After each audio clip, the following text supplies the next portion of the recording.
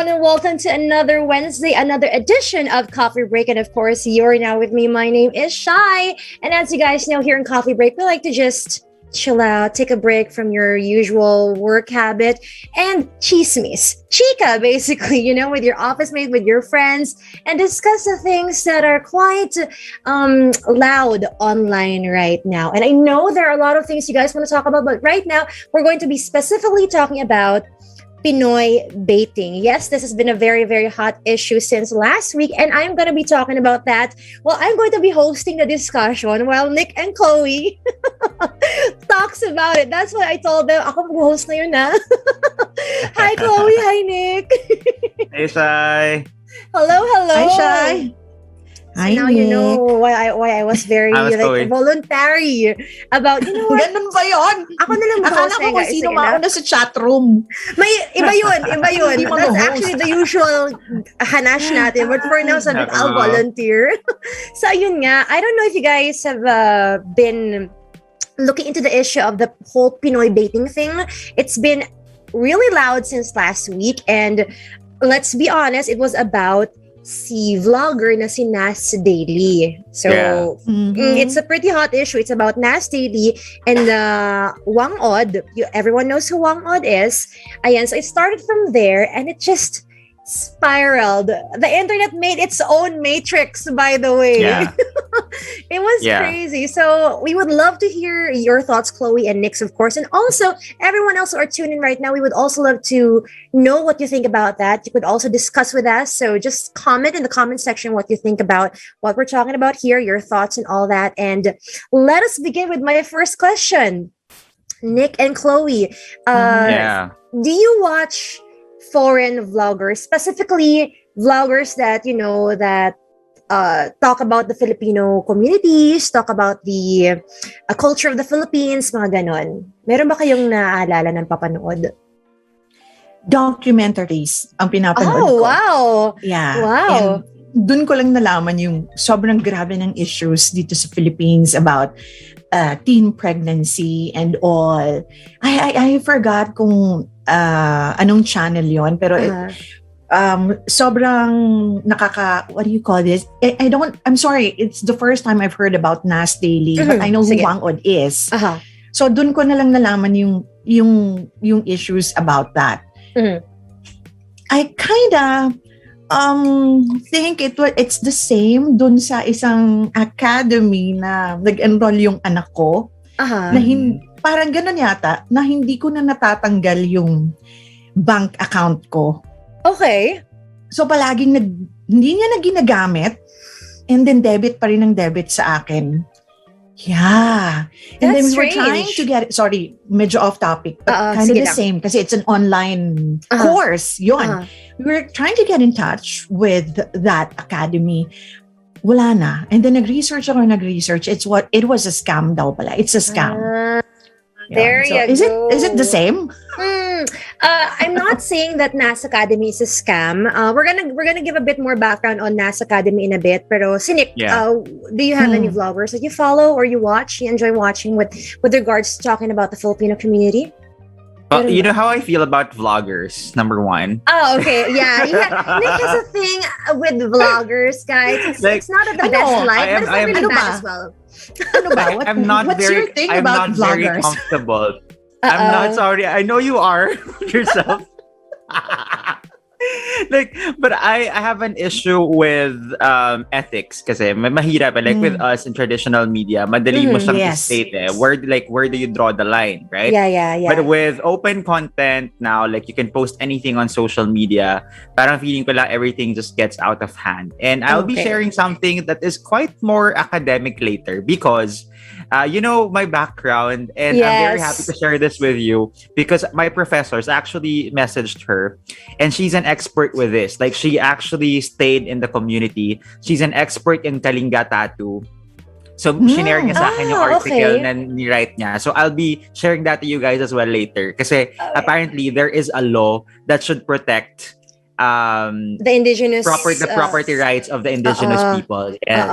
I get that. Oh, that's very interesting. I love that we have a spokesperson, with regards to Doc Ikin, by the way, she is an Oxford graduate. She was my professor for 2 semesters sa UP Baguio. Wow. And she has worked so hard, with Kalinga tattoo. So you could see all her books. And yun, siya yung naging resource speaker for that nung nagkaroon na issue kay NAS Daily. That's interesting. If you're asking if I watch vloggers, I do watch vloggers, pero nakikita ko yung paano ba, yung Pinoy pride, kasi lagi may ganun di ba? Hindi kasi ako masyadong nahuhumaling sa ganun. Okay. Like, na-appreciate ko yung anything that has to do with Pinoy culture, pero kapag sensationalized siya, hindi ko masyadong I get that. Okay, sige. So, there's a lot to unpack here to start off our show, actually, to lay down the lay of the land, diba? So, ganito. NAS Daily, first off, he's a vlogger. For those who don't know, he's a vlogger. He doesn't only vlog about the Philippines. In fact, he vlogs about everything. And he got very popular with his segment, yung 1 minute. That's 1 minute. Sa See you again Facebook. tomorrow.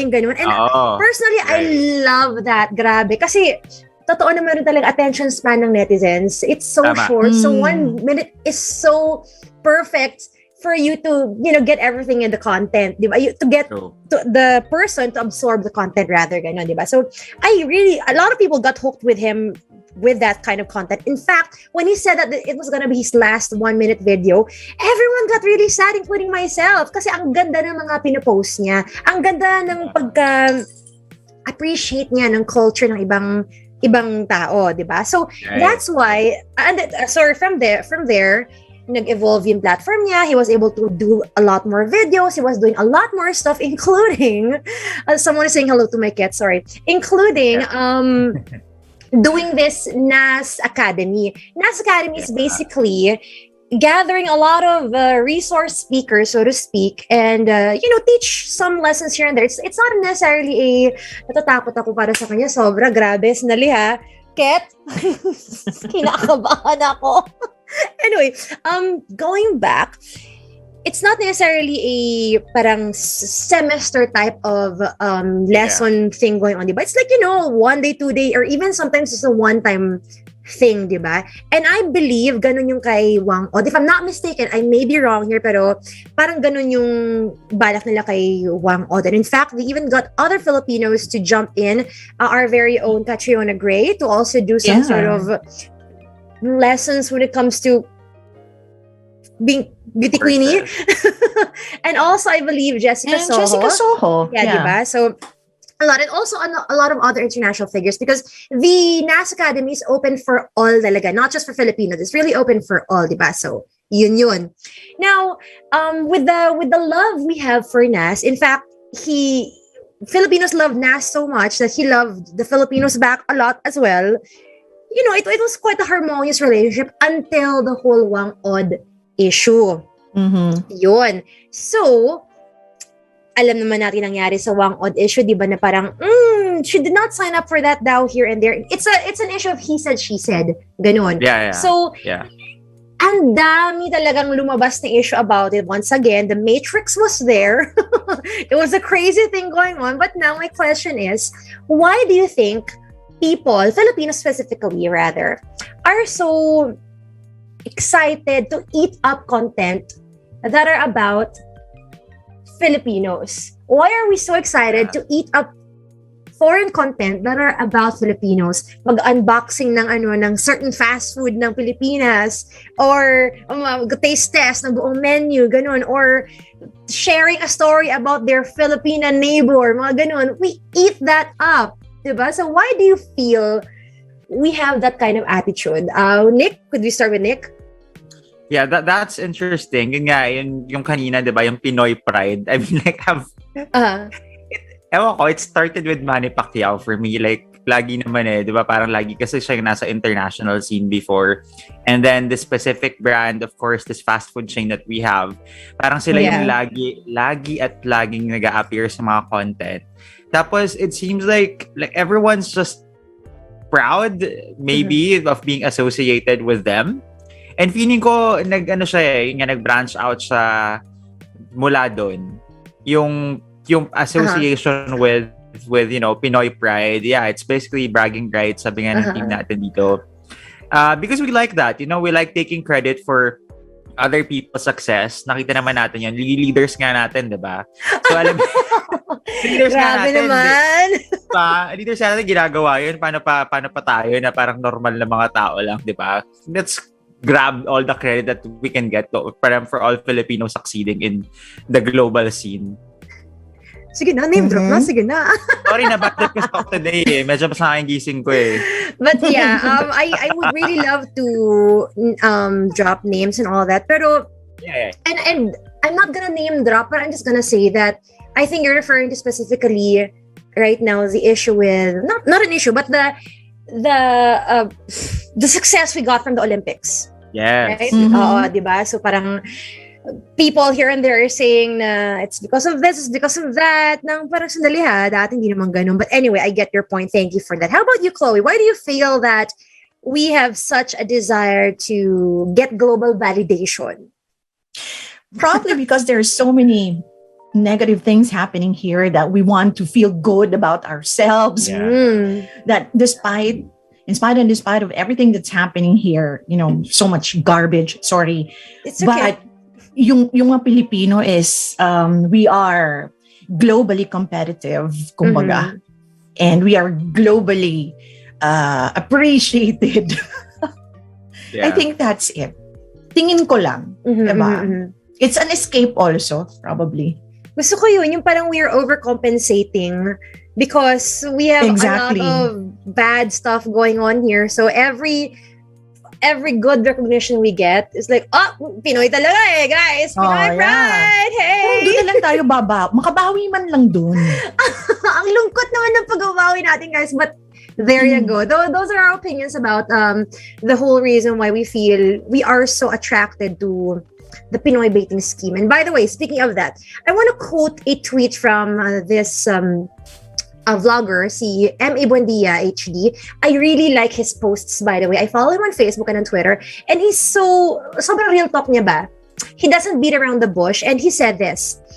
He wrote, Pinoybaiting is a marketing strategy used by creators to attract Filipino audience and fans. Foreign YouTubers exaggerate reaction videos to our singers, series, TV shows, and films involving the Philippines in their plotline. It's effective because our thirst for global validation is real. Yan. So again, it's called Pinoybaiting. And believe it or not, guys, a lot of you who are watching right now may say na, no, napapanood ko lang talaga kasi nag-enjoy ako sa content niya. I mean, I truly believe that there is a part of us who's really just proud. Like, nag-enjoy siya sa fast food namin. Syempre, galing talaga ng mga Pinoy singers. Pinoy. Yung may ganun talaga tayong attitude, di ba? I don't know. So, ito, when can you say that a foreign vlogger is Pinoybaiting and not just appreciating our culture, our talent, ganon? How could you say that the person is Pinoybaiting yan? Clicking, wanting for clicks yan. Kaya dinami na naman tayo mga Pilipino. Kiklik ko rin naman. Why do you think, how can you tell that it's Pinoybaiting and not just appreciating? Chloe, what do you think? Ako, I don't really know. Siguro, ano ba? Ang hirap eh. Kasi hindi ko siya iniisip na ganon. Oh, okay. It's the only time I've heard of the word Pinoybaiting with you millennials. So every time, tulad nyo, whenever there's a feature about the Philippines, if it's a fast food or what, ikiklik ko talaga yung papanoorin ko. I'd feel like, wow, nakikilala na si ganyan. Nakikilala kami, ang dami na doon. Ganyan, kapila sila, ganyan. But I don't really feel like I don't know, I don't have a way of telling. How about you, Nick? Ikaw? Yeah. I don't think it's necessarily a bad thing kasi, especially, of course, ako din naman natutuwa ako, like, you're happy with the success of other Filipinos and brands or kung ano man. Pero it's very simple if there's money involved and if it's consistent, yun yung tingin ko talagang Pinoybaiting. And we've seen that with, this specific person, like I know it's a complicated issue. Ayan, sabi nga dito it truly is. Kailangan may send dito si Alvin. Sabi niya, it's a complicated issue for me, so I rest my case. Shout out to si girlfriend niya, si Shaira Villaflor. Hi, Shaira. And Al. But anyway, like, kapag may money involved na talaga, tapos again, the content is very consistent, na alam mo na parang your market niya na. It's onto something. Parang ganon. Oo. I think that's how, Pinoybaiting is. Okay. Yeah. By the way, for the record, we're not here to hate on NAS specifically. Kasi tama nga naman si Al, and hello to Shaira again. It's a really complicated issue, and it's a big issue of he said, she said. So we don't want to go on that. What we're talking about here, what we want to specifically talk about here is about the Pinoy baiting, not just with NAS, but with other vloggers as well. So I agree with Chloe na hindi mo talaga malalaman na nagpipinoy bait na kasi without knowing who the vlogger is, you are curious what they think about Lea Salonga in this new Broadway show she's doing or something like that. Di ba? Parang ganon. Or the youngest Kineme doing this kind of stunt. We are curious what they think about that. Because again, there's this need for that validation of some sort. Unfortunately, there is some truth to it. Kumbaga, may Pinoy baiting issue kasi nagpapabait rin tayo. We eat those content up rin. Parang ganon. Or ano ba guys? Are you mali ba for me to say that we do eat those stuff up? We do eat those kind of content up? Or is it an insult to us Filipinos when I say that? It makes me wonder lang kasi bakit kailangan appreciated by foreigners pa before we eat the content up, right? And I mean, time and time, we've had so many local researches that people don't even read. And maybe because it's boring, and I would agree with that. Kaya nga ako nag-radyo kasi I feel like if I go the research route, like people would not even read my research. And I'm being very honest here. Kasi nga, nakakatamad magbasa. Pero ang napaisip lang talaga ako, why would people, just binge on Pinoy content that was made by, for foreigners? And we have so much Pinoy. Yeah, we have so much local content. Nararamdaman mo ba yung ko dito, yung puso ko dito? Na parang, yung annoyance mo actually. Hindi ko maintindihan eh. Hindi ko lang talaga siya, yun yung hindi ko maintindihan. Yeah. Siguro, baka naman other than we are being appreciated, they probably find us fascinating. Yeah. Culture and we are a specimen that is going to natin na exotic tayo. Gano'n, we embrace. Bakit tingin nila sa atin exotic? Tapos biglang, like si Lea Salonga was able to, make it to Disney and all mga ganon. Oh, wow, parang, I don't know, yun, ganon. Mga ganon. Or do they think so lowly of us at the very beginning? Kaya nakakagulat ang mga achievements natin. Yun na nga. Baka kasi we think lowly of ourselves. Kaya nagugulat tayo when someone succeeds. Or when somebody recognizes our success. Yeah. Paano ba? Alam mo, it got me curious. Like, tama ka kasi, Nick, eh. We have so many, content already made by the locals about Chocolate Hills, parang ganon, di ba? Pero if it's, if it gets a decent amount of views, when it's a foreigner who's reacting to how beautiful the hills are in the Philippines, it's supposedly chocolate made. Or this foreigner pala na panood ko yung vlog about living in Subic, how much it would cost you. Sabi ko, wow. We eat that. Hindi pa siya naisip niyang gawin yun. Yung mga taga doon, hindi nila naisip gawin. So, napaisip ako tuloy, why pa rin nga? Why, like, for example, Filipino inventors, ito na lang. This one is a huge, important, and very saddening issue sa atin. When we have scientists who are so brilliant, they do this, they do that here in the Philippines, and it doesn't get the support. Wala, diba? So, the best thing that they could do for their project, for what they want to do in life, is to go outside, go elsewhere, and then somebody picks it up, somebody funds it, and then it gets international recognition, and that's when we go and start to say, iba talagang Pinoy, grabe, galing talaga ng Pinoy, sandali!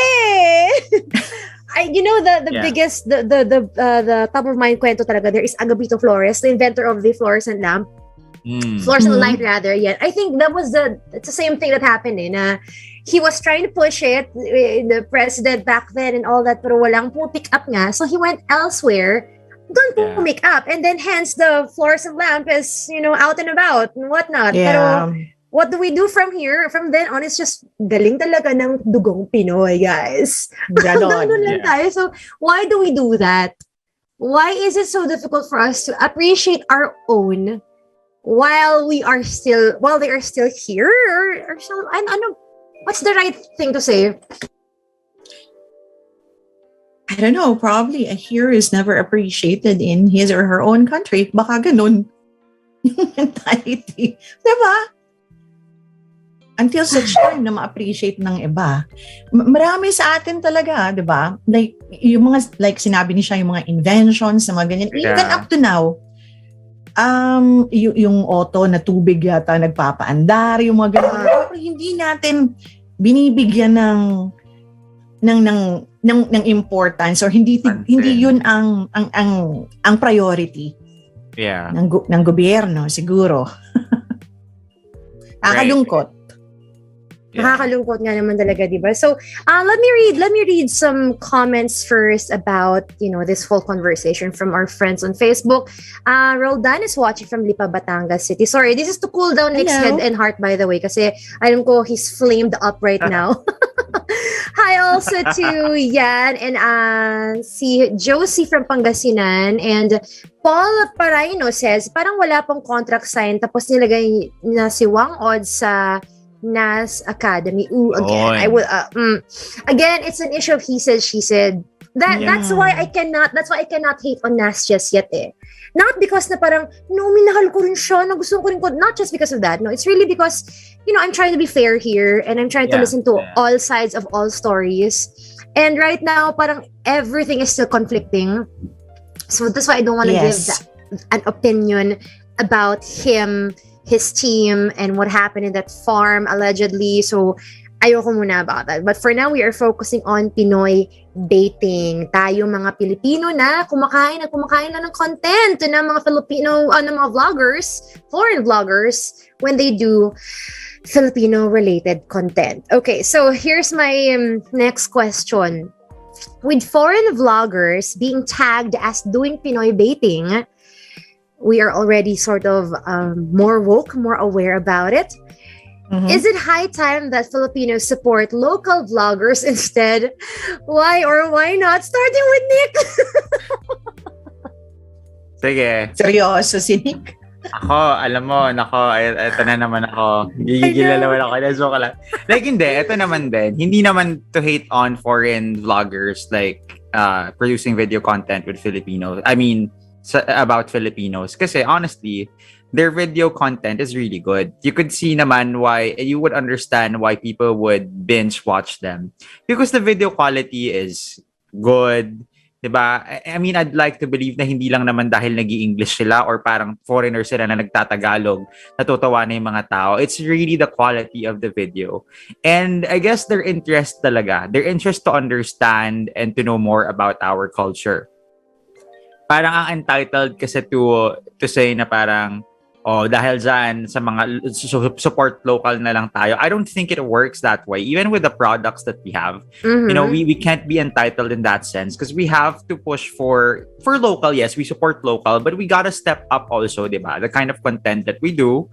And that goes for Pinoy vloggers. Kasi alam naman natin yung mga Pinoy, hi guys! Andito ko. Parang, alam mo yun, parang sa intro mo palang, ayusin mo na, parang, Meron nga akong nakita. What is the most used daw intro sa YouTube? Hi guys, welcome to my vlog. At lagi yung welcome to my channel. So ayun nga guys. Okay guys, so okay Nick, yung BP mo, kalma. Saka walang 1 minute, diba? I think yun yung na-appreciate ko kay NASA. There's so much packed content in a minute. True. Na pwede mo siyang gawin. Pero iba, ang haba-haba na nung vlog. Wala pa namang sustansya. Alam mo yun? Okay. Okay, how about si Chloe? What do you feel about us continuously watching foreign vloggers with Pinoybaiting vlogs? Oh, Filipinos will watch whatever they want to watch. Yun lang yun. Whether it's siguro hindi na mawawala sa atin yun. I think regardless if it's Pinoy baiting, Filipinos will always feel like, wow, we are being appreciated. That's why they're vlogging about us or whatever. Secondary na lang siguro yung maiisip nila na maybe this is Pinoy baiting or they're capitalizing on us or whatever, diba? Pero ako, pag sa experience ko, pag nakakikita ako ng mga ganon, parang naisip ko na lang, sige, it helps na lang that country to be promoted sa tourism or ganon. Yun.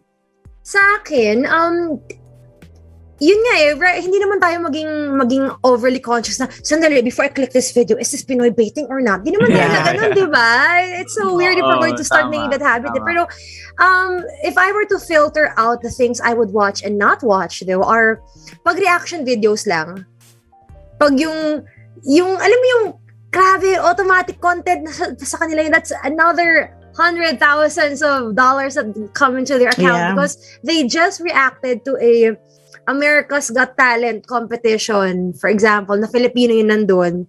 At ang content nila is really just, wow, oh my gosh, she was so amazing. Yung ganun lang.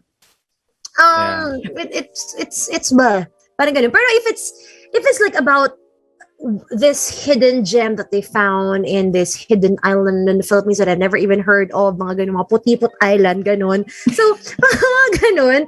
I think that's when I would more appreciate their vlogs. Versus mga reaction lang about this particular fast food, this particular clothing or whatever, which is parang, but then again, or the vocal range of the singer, mga ganun. But then again, that's just me. Tama si Chloe yan. I don't think we can stop people from wanting to be curious about what people think, what foreigners think about the Filipinos. Parang gano'n. But I do wish that we will have more pride on ourselves for not pride enough for ourselves to not need constant validation from foreigners na. How do we make that happen? I have no idea. Honestly, I have no idea. Grabe. Nick, okay na ma-BP mo ngayon?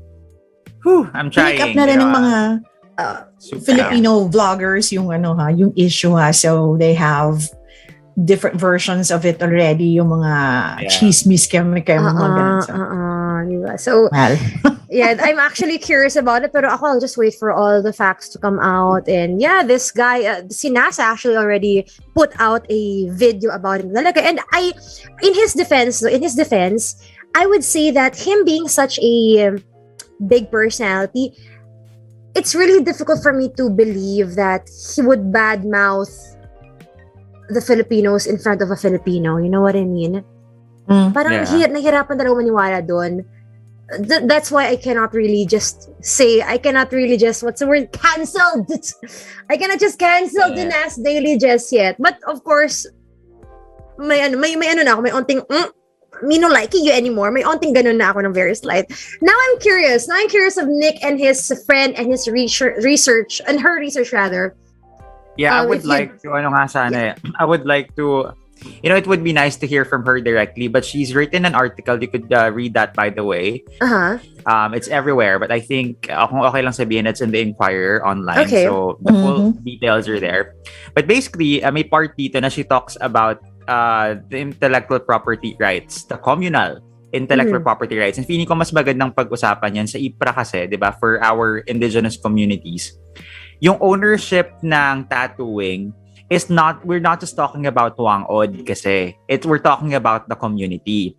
And then in her story, sabi ni Doc Ikin, she actually reached out to the community of the Butbut ethnic community. And they asked if they got involved with the agreement. Okay, I don't want to go into details dun sa nakalagay dun sa law, but basically kasi when we do research, kailangan talaga ng welcoming nung community. So apparently, according to her friends in Buscalan, there was no paranos that was held for the NAS Daily team. So meaning, there was no tradition of welcoming the guests. So, ang sabi dito ni Doc Ikin, she thinks that, asan ba yun? That NAS Daily naman didn't mean any harm. Like, there were good intentions there. But the team failed to follow a respectful protocol and was totally unaware of the Kalinga culture. Very cool. Which is very, very difficult. Kasi sabi ko nga, kung researchers lang to, mababatas to. Kasi di ba may protocols ka na pina-follow. And again, with modern vlogging kasi, wala kasing ganun. Wala kasing tayong konsepto ng ethics. It's just about putting content out there. But we know that that's not the case. That's not how it should be. Yep, yun lang. So there you go. That's so that's why pala. Kasi a lot of ang counter argument ng Team NAS is meron nga siyang, there was a video of her technically signing because she put a thumbprint, right? But like what you said nga, it's actually supposed to be a communal agreement property, thing. Yeah, tama. It's not just, because Whang agrees, okay na, ganun. It's not the way it works. Yeah. And I also agree that I don't think he meant any harm. It just really blew out of proportion. And that's another thing us Filipinos have as well. If we are insulted, at some level, if we were slighted at some level, slighted, we get very butthurt. Yeah. We get very butthurt. We are so proud. We are such a proud community. We're such a proud country talaga. And I'm not saying that in a good way. I mean that in the positive and negative way. We're such a proud country that we celebrate all of our victories, and we're so proud that whenever someone wrongs us at some point, grabe yung rage natin, grabe yung rabid communal sense of putting another person, just cancel the ting them. And I think that's gonna be another topic for another day, the whole cancel culture. And particularly how the Filipinos react to canceling other people, other nationalities, so to speak. Parang ganun. May nagsabi pa nga, i-persona non grata na daw si NAS eh. How about that? Do you think that's a stretch or not? I-persona non grata na? Grabe naman. Wag naman muna siguro kasi we still don't know the, Exactly. truth kung ano ba talaga. That's me, sorry. Nick? Siguro if behind the camera, we could, there are testimonies from the communities. Kasi diba may mga ganong claims na yung mga words talaga were very hurtful. Mahirap kasi if there are no evidence, diba? So, True. kapag may nakapag-provide na ganon talaga siyang ka-a-hole, solid. Diba? Go na. Pwede. Yeah, pwede. Yun naman sa atin naman, we react so much Tapos after 1 or 2 days, pag may bago na namang dyan. Okay na tayo. Actually nga, ang bilis mag-die down nga Diba? Ang bilis mag-die down, and yun nga, there are already a couple of issues popping up that I would also like to discuss, but there's no time to do that right now here. Mga usong-uso ngayon, bikini, diba? And many other things. Yoko na. Okay, before we go, let's just say hello to some more people. Hello to GC saying hello to Nick, and Diff Bong Munoz is watching from Cainta. Hello to you, and Noel, as always, hi. And GC also says hello to Chloe and myself. Thank you so much. And hi to Rivera Emming, right? Emming from Antipolo. And who else? Emma Raimundo, as always, saying hello to Nick, if I'm not mistaken. Hi. And Alex, hi to you. Paul again, and everyone else. Hello, and thank you so much for watching this episode of Coffee Break. I hope you guys were able to get some things, pick up some things, and some insights from us. Whether that was useful or not, I don't know. We were sort of just really airing our grievances and our thoughts about this whole issue of Pinoybaiting. And I don't know if I want to advise people to not eat up those content anymore kasi wala namang masama. It's just, I don't know. Ang hirap mag-decide para sa inyo, guys. Sige, panoorin yung mga gusto nyo panoorin. Oo. Huwag nyo panoorin mga ayaw nyo panoorin. Totoo naman. Okay, so before we go, I think let's invite people to join in and listen to our programs. Chloe? Yes, don't forget to start your mornings with Samantha from 6 a.m. to 10 a.m. for her good vibes and heyday. And after Sam, I come in at 10 a.m. to 2 p.m. for my daily dose of wisdom and hashtag Chloe Asks. And of course, after me, it's going to be the Radio Bay. Nick? Yeah. That's me from 2 p.m. till 6. Nakatunga nga, eh, no? Also, like, for Nick picks, pero if I were you, I would pick very diligently. You know, I would be critical of the things I watch. But anyway, and here. Anyway, Hindi ka pa rin tapos? Paalam na tayo. Hey, guys. Hey, guys. Gusto ko yun, Nick, 6 p.m. Tatandaan ko yun. Welcome back to my channel. Ay, nako, Nick. Kalma. Okay, so it's Shai at 6 p.m. till 10, and it's all music until 6 a.m. the next day. There you go. There you go. And also, don't forget, guys, that we are still inviting you to go check out the MSFF. That's Manila MBC Short Film Festival. There we go. The full films and voting will be available starting August 16. So yeah, you could binge watch a lot of movies starting then. And again, you could also vote for your favorite films as you watch them. And also, don't forget that the last day of submission for audition videos and registration for the Aliwan Fiesta Digital Queen. Yes, there you go. Rawr. Yeah, it's gonna be on August 13, 2021. So yeah, and don't forget to invite your friends, or maybe you yourself could apply for that if you want to, if you feel that you're qualified. All the details you need are on Facebook. Just go check out the Aliwan Fiesta Facebook page. There we go. Whew. All right. And that is it. Thank you so much, Chloe and Nick. Thank you for joining me with this crazy topic. Yeah. And by the way, happy birthday to Gab Esguerra nga pala. Turned Happy 18 birthday, yesterday. Gab Esguerra. Hey. Happy birthday. And final greetings once again to GC, to Noel, saying hello to General Manager Kat.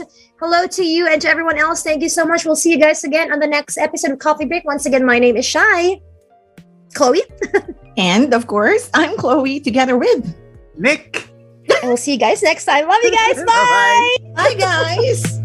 Hi guys. Bye guys. See you again next time.